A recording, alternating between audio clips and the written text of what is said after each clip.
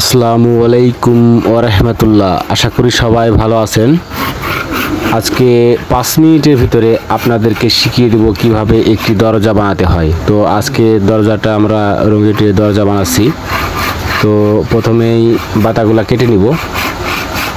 আপনাদেরকে বলে রাখা ভালো যে বাতা যেগুলা ছোট, যেটা পাথালি মাপ, সেগুলা পাথালি মাপ একই মাপে সবগুলা কাটতে হবে। আর যেটা লং মাপ, আপনার লম্বা যেটা হবে ওইটা একই মাপে 3টা আমরা কেটে নিব, আর 5টা কেটে নেব আপনার পাথালি মাপে। তো দেখতে পাচ্ছেন কেটে নিয়েছি বাতাগুলা দিয়ে। এখন টেপ দিয়ে ভাগ করব যে এই মুড়ো থেকে ও মুড়ো আসলে সঠিক আছে কিনা দেখে মিডিলে ভাগ ফেলে দেব। এই মিডিলকার বাতাটা আমাদেরকে আগে মেরে নিতে হবে, ঠিক আছে? তো চলেন দেখি।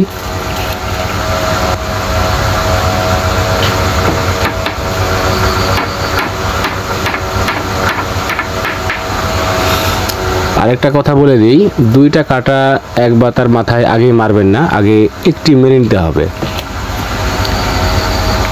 না হলে আপনাদের সমস্যা হবে। দেখা যাবে যে কসটা যখন ভাঙবেন তখন আর ভাঙতে পারবেন না। তো একটি করে উস্তাদ আগে মেরে দিচ্ছে, আর ঠিকভাবে সমান সমান করে গ্যাপটা যেন পড়ে সেটার দিকে ফলো রাখতে হবে।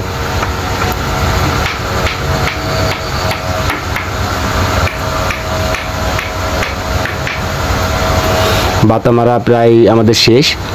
তো এখন আরেকবার উস্তাদ চেক দিয়ে নিবে যে কথা কীভাবে কি করবে। হ্যাঁ, দেখতে পাচ্ছেন একটি করে কাটা আগে মারতে হবে চারিপাশেই।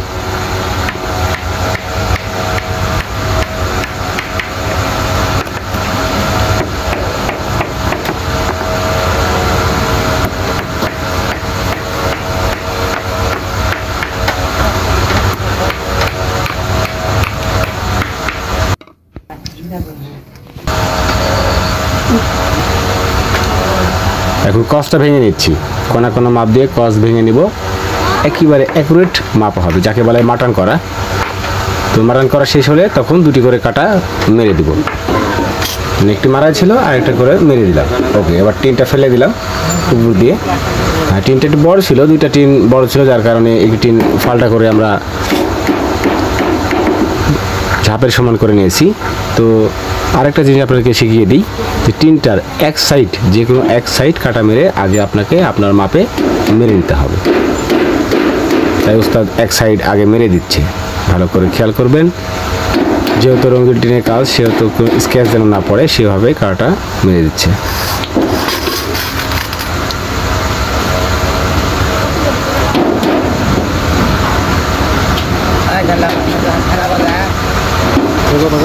দেখছেন এই তো প্রায় কাজ শেষ। এখন এক সাইড মারা হয়ে গেলে অন্য সাইড ধরে ওটাও মেরে দিতে হবে এভাবেই। তারপরে যেখানে সিটকানি পড়বে সিটকানিগুলো লাগাই দিবেন, যেখানে শিকল পড়বে মিডিল সাইডে ওখানে শিকল লাগিয়ে দিবেন, কিংবা যদি হ্যাজবল লাগায় কেউ তাহলে হ্যাজবল লাগিয়ে দিবেন, যেটা যেভাবে হয় আর কি সেভাবে ওটা লাগাই দিতে হবে। তো চারি সাইড কাটা মারা আমাদের হয়ে গেছে। তো এভাবে খুব সহজেই একটি ঝাপ বানানো সম্ভব। আশা করি বুঝেছেন।